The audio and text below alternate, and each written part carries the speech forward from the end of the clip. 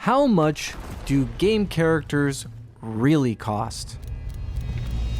From indie projects and side hustles to multi-million dollar franchises, why is it that some character art can be worth so much more than others? And how are some people paid six-figure salaries and make a really good living doing it? Because this Tell me what you know.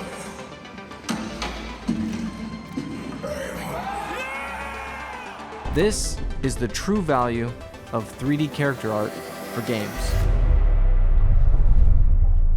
Alright, in this video, I want to discuss the value of character art for games, particularly 3D characters. I want to give you some real examples from my experience and some from productions that I think could just be interesting for anyone that's interested at all in the kind of the business of making games or the development of making games. And then also for people that are either doing it, getting into it, or thinking about it, this might be helpful to know when you are making up your own rates or trying to make a career out of it, and understanding what it is that makes some of these 3D characters more valuable than others and how you can value your own work. The price range for 3D characters online is wide. I think that's why I wanted to talk about this topic. You can tell by people that just come in cold. I think it's hard to explain to people that are out of it that some of this stuff can be really expensive, and it's hard for people online because you're like, hey, I can just make this really fast. And the difference from stuff you'd find on Fiverr all the way to AAA game development is in a huge range of hundreds of thousands of dollars difference, and I think it can be confusing on how that can be so. So I thought we could talk about what determines the true value of a character model and how some people make money doing it and how maybe you can too. So the wide world of pricing 3D characters. That's what initially made me want to make this topic, because when you look online at sites like Fiverr and you do a brief search, you just see like 3D characters here for like $35. It's like, whoa. And this has got a high rating and everything. $50. And you're like, whoa, you can just make game characters for that much? That's crazy. Also, as you start posting things online, you'll just get random emails from people that want you to do work for free, essentially, or like, hey, if the project gets paid, you get paid, kind of stuff. And it can really make someone feel like the value of this stuff is super cheap and easily accessible, and it doesn't make any sense if you're trying to make some kind of a living out of it. And how can it be that, you know, it could be so different at a pro level? Well, when it comes to AAA games, it's different. If we take a look at a job posting right here from a big company like Naughty Dog, you can see that character artists can have a big range, and this is like a senior level. We see 134K to 184K USD, and this is a California-based company, so keep that in mind. But that would be a salary of a full-time employee, and so if that employee's job is to make the main character of a game, in Naughty Dog's case, making like Joel from Last of Us, you know, or something like that. Or in Sony Santa Monica's case, like Kratos for God of War, those characters can take a year or more to make. Now, it's not all hands-on.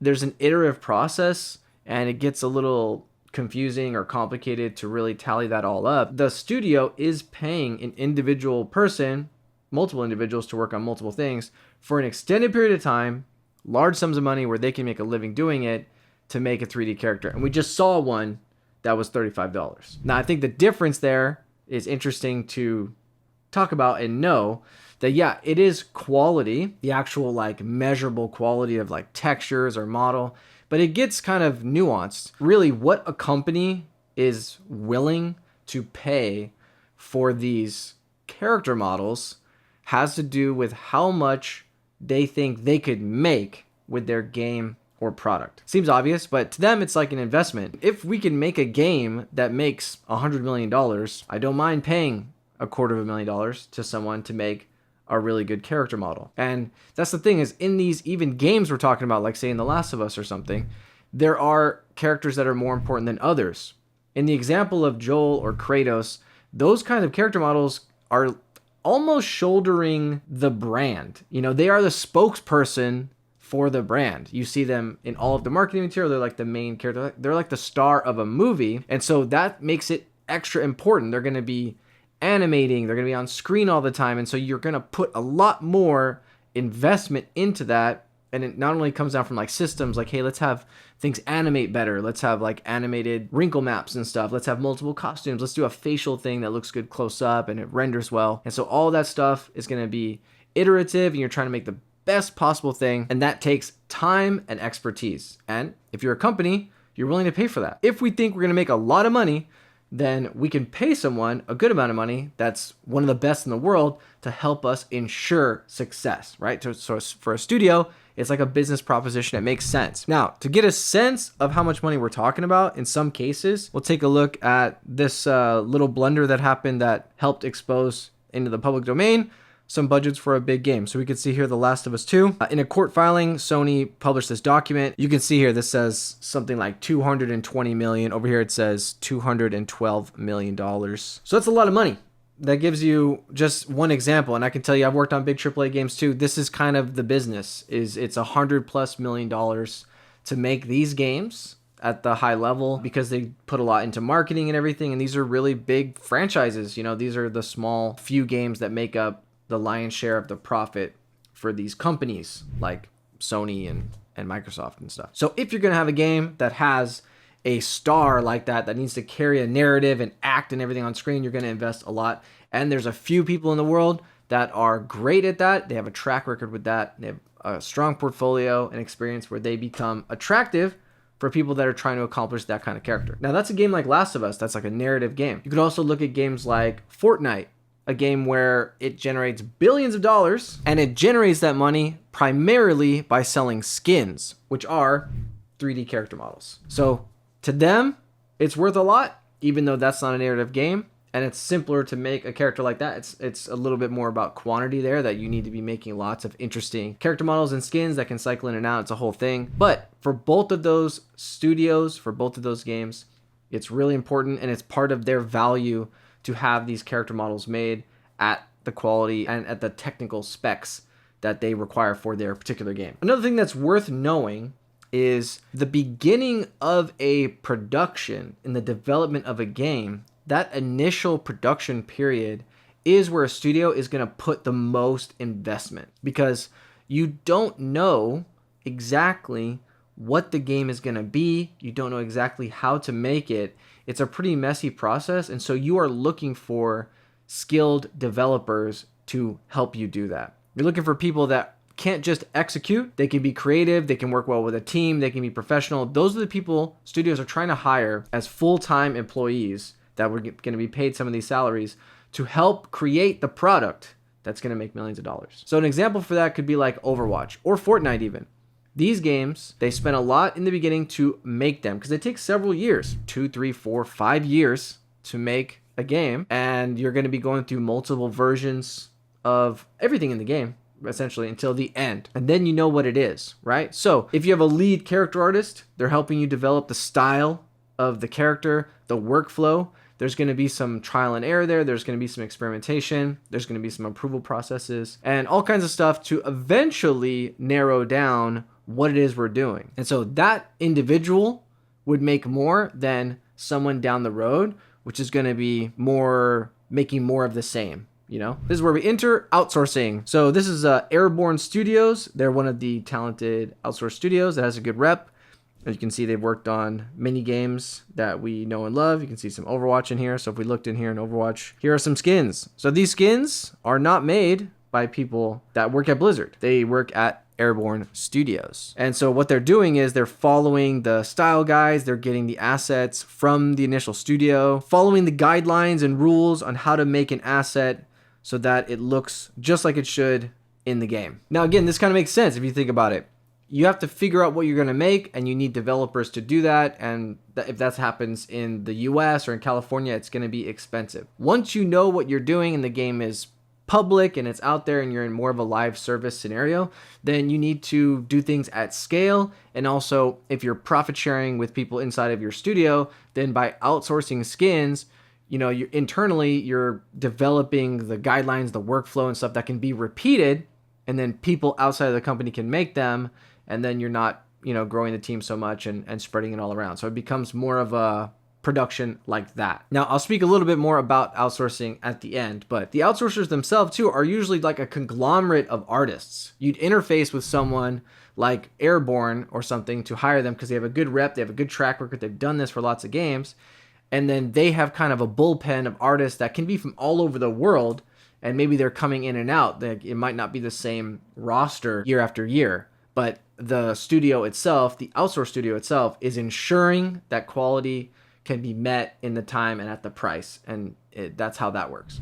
So circling back to value, the value really that a studio has for their characters depends on the value they think they can get with their product. As long as games or properties are making money with 3D models, they're going to need skillful artists that can make those assets for them so that they can make their product. Now, something to always keep in mind is these studios, these projects that are trying to make, the biggest products, the most money. At the highest end, they're looking for artists and applicants that give them the most confidence that they can accomplish what they need for their product. And so you're getting less and less people out there, because what kind of applicant gives a studio a lot of confidence? It's going to be someone with a track record. It's not just skill. You could have a great 3D piece with no experience at all. They're not going to hire somebody like that. But if it's someone that you don't even know online, they're like, oh, I worked on this game, I worked on this game, I worked on this game. They're all like multi-million-dollar games. I've done what you want me to do. They're like, great. They're looking for skilled professional developers. And that's not something you just learn and get overnight. That comes with experience. So it's a combination of skill over time and publishing strong portfolio pieces over time and working your way up. It's not that realistic to just think, hey, I'm going to get these really high paying jobs and I'm going to make Uncharted 7 or whatever it is. But what you can do is just keep working on your art. The only people that make it the whole way are people that have been working on their art for years. And I think the only way that works out, the only way this makes sense, is if you're passionate about it, and that's what's going to take you through. Like I keep saying, like doing this stuff for money is not a good plan, but you can make money, you can make a living doing this. I think that's important to know, to give people a little bit more ideas on how to do it. And also I wanted to share some of this information so that people know how work is valued and how you can appear valuable. Now, I mentioned outsourcers earlier. I think that's a great step in someone's journey or career. Like they can be a little bit of a meat grinder, it depends on where you go, obviously. But the whole way those companies make money is they take on jobs and they promise things getting delivered fast and affordable and at a high quality. So that's tough. It's a gauntlet.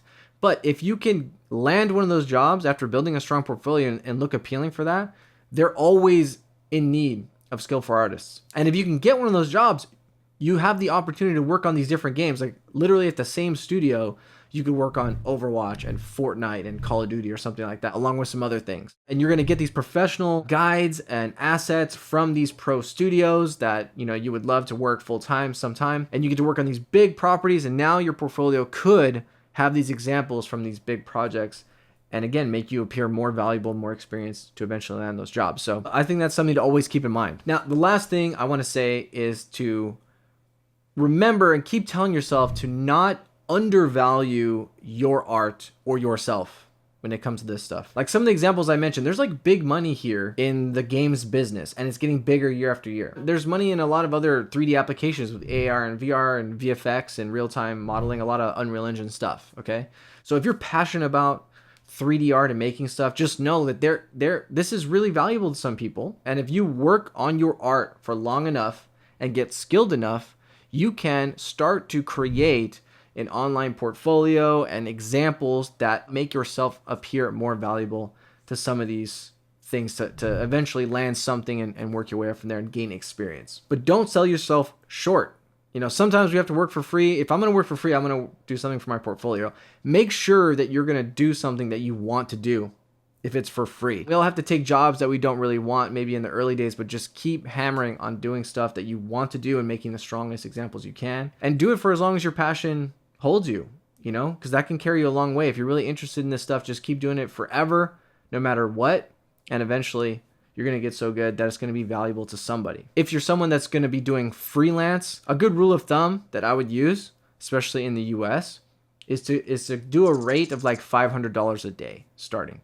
That's what a professional should get. Some of these examples I gave for like AAA studios, a skin that you would get from outsourcing, $35,000 for a skin that's like an Overwatch kind of skin or a Fortnite kind of skin. It's in that ballpark. So if you have a rate of $500 a day and you work on a character for 2 months, it's going to be about $20,000. And when you're doing a job interview, if anyone ever asks you how much you were thinking for your salary or your rate, start high. Start higher than you want. A little bit more than you're comfortable with.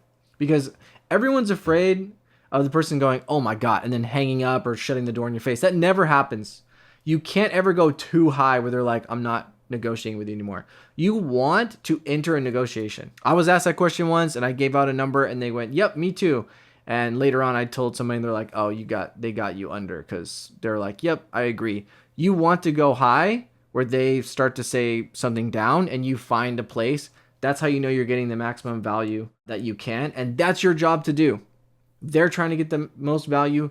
You're trying to get the most value. And remember, your work is valuable. What you bring to the table is valuable to people, and don't sell yourself short. Don't ever settle for less than you're worth. Okay? So that's it for this video. If you found it interesting or helpful at all, hit the like button, subscribe if you're into this character art stuff, and I'll catch you in the next one. Peace out.